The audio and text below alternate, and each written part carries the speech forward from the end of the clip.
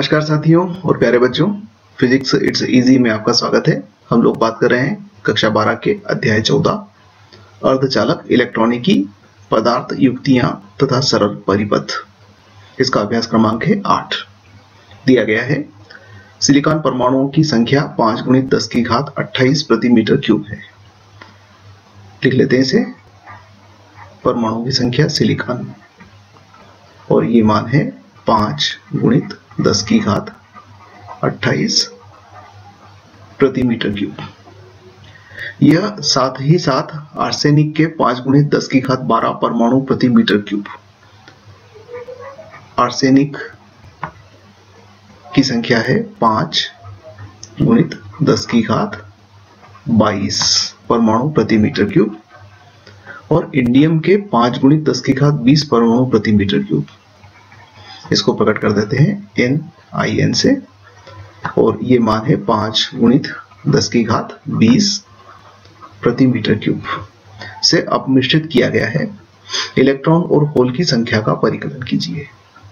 Number of electrons प्रति metre cube में कितने हैं ये बताना है और नंबर ऑफ होल या वीवर कितने हैं प्रति मीटर क्यूब में ये बताना है। दिया गया है Ni बराबर 1.5 × 10⁻16 प्रति मीटर क्यूब। ये नेज आवेश सांद्रण कहलाता है, अर्थात शुद्ध अवस्था में सिलिकॉन में इतने बंध टूटते हैं और इलेक्ट्रॉन तथा विवर उत्पन्न हो जाते हैं तो उसका सांद्रण को प्रकट करता है Ni तापायनिक साम्य की अवस्था में। तो हमें Ne और NH के मान निकालना है। यहाँ देखिए आर्सेनिक जो है ये 5 संयोजी पदार्थ है और इंडियम त्रिसंयोजी है। इसका मतलब ये है कि इसकी बाह्यतम कक्षा में 5 इलेक्ट्रॉन हैं और इसकी बाह्यतम कक्षा में 3 इलेक्ट्रॉन हैं। जब हम इसका अपमिश्रण करेंगे तो यहाँ जो 5वां इलेक्ट्रॉन होगा वो मुक्त इलेक्ट्रॉन पैदा करेगा और यहाँ चूंकि 3 ही इलेक्ट्रॉन है बाह्यतम कक्षा में, तो यहाँ बाह्यतम कक्षा में 4 इलेक्ट्रॉन चाहिए ताकि वो अपना आसपास के 4 सिलिकॉन के साथ बंध बनाकर अष्टक पूरा कर सके। इसलिए एक वीवर यहाँ पर रहेगा। तो यहाँ पर हम इन दोनों की सहायता से यह संख्या निकाल सकते हैं कि Ne यानी कि मुक्त इलेक्ट्रॉन और जो वीवर हैं उन दोनों का अंतर क्या होगा। क्योंकि एक परमाणु एक इलेक्ट्रॉन देगा और यहाँ पर एक परमाणु एक वीवर देगा, तो इसमें से इसको ये संतुलित करेगा। हम यहाँ लिख दें 5 × 10⁻22 माइनस 5 × 10⁻20। तो इन दोनों का अंतर बता देगा कि ये 4.95 × 10⁻22 प्रति मीटर क्यूब है, अर्थात इलेक्ट्रॉन और व्यूअर का अंतर ये हुआ। अब एक संबंध हम यह भी जानते हैं कि इलेक्ट्रॉन की संख्या और व्यूअर की संख्या का गुणा नेज आवेश वाहकों की संख्या के वर्ग के बराबर होता है। एक संबंध हमारे पास ये भी है, अर्थात हम यहाँ कह सकते हैं कि ये मान 1.5 × 10⁻16 के वर्ग के बराबर होगा, इन दोनों का गुणा। तो इसकी सहायता से आइए हम देख लेते हैं कि Ne प्लस NH का मान कितना होगा संयुक्त रूप से।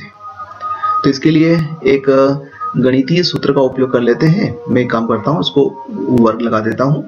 तो यहाँ लिख देंगे हम Ne माइनस NH का वर्ग प्लस 4Ne × NH। ये एक बीजगणितीय सूत्र है जिसकी सहायता से हम ये मान निकाल सकते हैं। तो Ne प्लस NH इसका वर्ग। अब देखिए Ne माइनस NH आपके पास है ये रहा, तो यहाँ ऐसे हम लिख देंगे। तो 4.95 × 10⁻22 का वर्ग धन 4 × NH और Ne का वर्ग यानी कि 1.5 का वर्ग 2.25 × 10⁻16 का वर्ग हो जाएगा 32। तो 10⁻32। अब इसे हमें हल करना है। थोड़ा सा यहाँ ध्यान दें कि ये 10⁻22 का वर्ग यानी कि 10⁻44। अब 10⁻44 में यदि हम 10⁻32 को जोड़ेंगे तो ये बहुत बहुत बड़ी राशि है। तो इस कारण से हम इसे नगण्य मान लेते हैं, इसको जोड़ने से कोई विशेष प्रभाव पड़ने वाला नहीं है। तो इसका मतलब Ne प्लस NH, इसका मान हमारे पास आ जाता है 4.95 गुणित 10 की घात 22। ये समीकरण नंबर 2, और यहाँ जो हमने निकाला था ये समीकरण नंबर 1 हुआ। समीकरण 1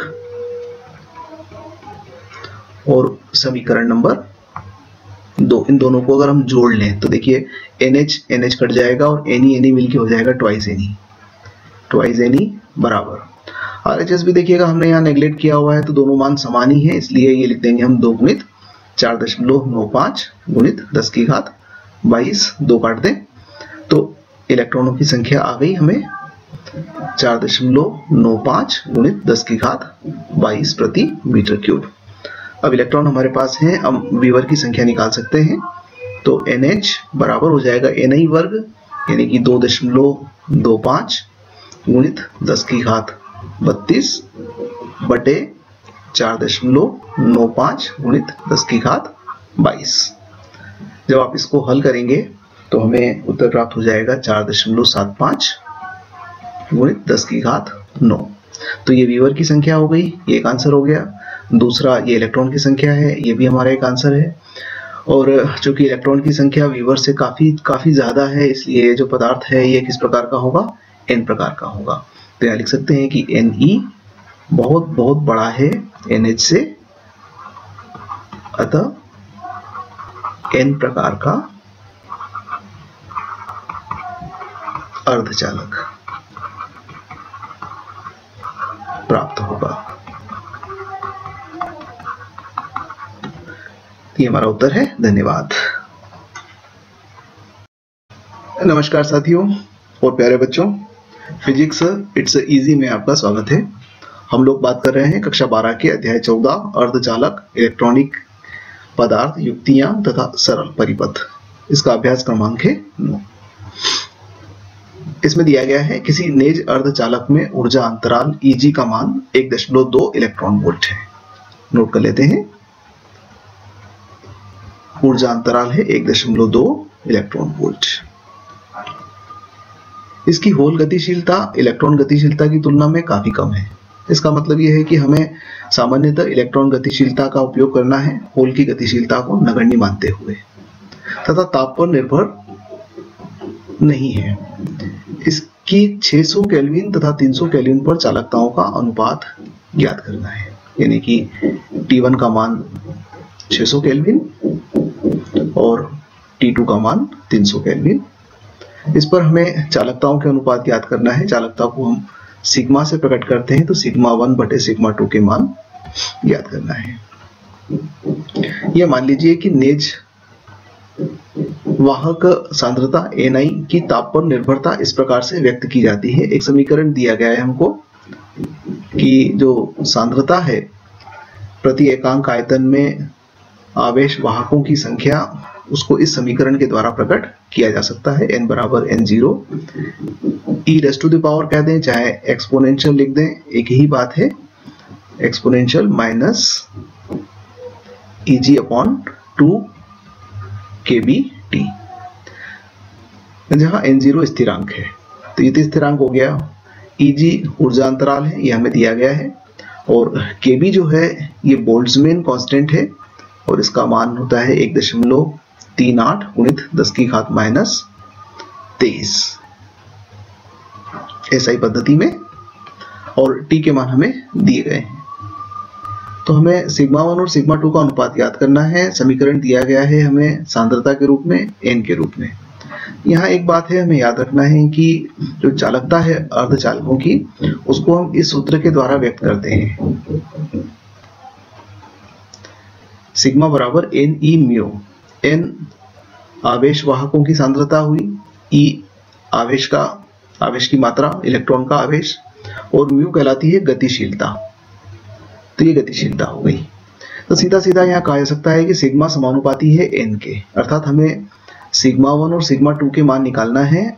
इसका मतलब हम N1 और N2 के मान निकाल लेते हैं, क्योंकि E और म्यू नियत है। इन्होंने पहले दे दिया कि गतिशीलता जो है वो ताप पर निर्भर नहीं कर रही है। तो इसका मतलब ये है कि n1/n2 निकाल लेते हैं ताकि हमें सिग्मा 1 और सिग्मा 2 के मान प्राप्त हो जाएं। तो चलो शुरू करते हैं इसे हम।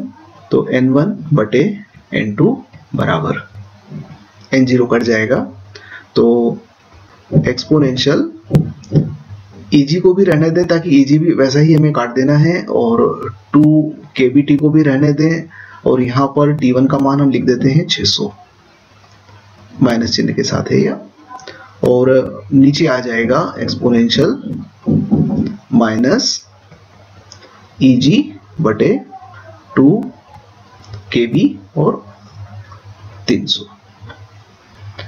इसको हल कर लेते हैं। तो n1/n2 बराबर लिख सकते हैं एक्सपोनेंशियल, ये माइनस है तो ऊपर जाकर प्लस हो जाएगा एक्सपोनेंशियल, और Eg अपॉन 2kB और 1/300 माइनस 1/600। अब आप इसके अंदर मान रख के और इसको हल कर सकते हैं। तो जब हम इसका मान रखेंगे और हल करेंगे तो हम इसको सिग्मा 1/σ2 से हम निरूपित कर दें, क्योंकि एक ही बात है। तो ये मान आ जाएगा एक्सपोनेंशियल के अंदर सारा हल करने के बाद में 11.6, और एक्सपोनेंशियल 11.6 का मान हम टेबल की सहायता से या साइंटिफिक कैलकुलेटर की सहायता से निकालते हैं, और ये मान प्राप्त होता है 1.09 × 10⁵ तो ये हमारा उत्तर है। धन्यवाद।